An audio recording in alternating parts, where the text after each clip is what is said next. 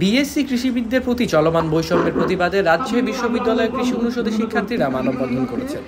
সকালে কৃষি অনুষদের সামনে আয়োজিত এই কর্মসূচিতে শিক্ষার্থীরা 5 দফা দাবি উত্থাপন করেন এবং দাবি আদায়ে কঠোর আন্দোলনে হুঁশিয়ারি দেন। আজকে শুধুমাত্র রাজশাহী বিশ্ববিদ্যালয় নয়, রাজশাহী বিশ্ববিদ্যালয়ের কৃষি অনুষদের পাশাপাশি শেরে বাংলা, বাংলাদেশ কৃষি বিশ্ববিদ্যালয় থেকে শুরু করে সিলেট, গোপালগঞ্জ প্রত্যেকটা কৃষি বিশ্ববিদ্যালয়ের শিক্ষার্থীরা রাস্তায় নেমে দাঁড়িয়েছে।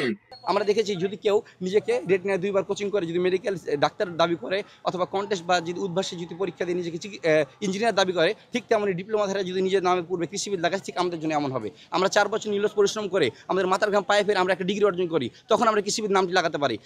আমাদের যেই পরিমাণ গ্র্যাজুয়েট বের হয় সেই পরিমাণ কর্মসংস্থান নেই। আমাদের বিসিএস এর মাধ্যমে আমরা 9ম গ্রেডের এগ্রিকালচার অফিসার হিসেবে জয়েন করতে পারি, কিন্তু 10ম গ্রেডে আমাদের একটা পোস্ট রয়েছে সাব অ্যাসিস্ট্যান্ট এগ্রিকালচার অফিসার, সেখানে আমরা জয়েন করতে পারি না। কিন্তু একজন গ্র্যাজুয়েট হিসেবে কেন আমরা সেখানে জয়েন করতে পারবো না, এটা প্রশ্ন হয়ে দাঁড়ায়।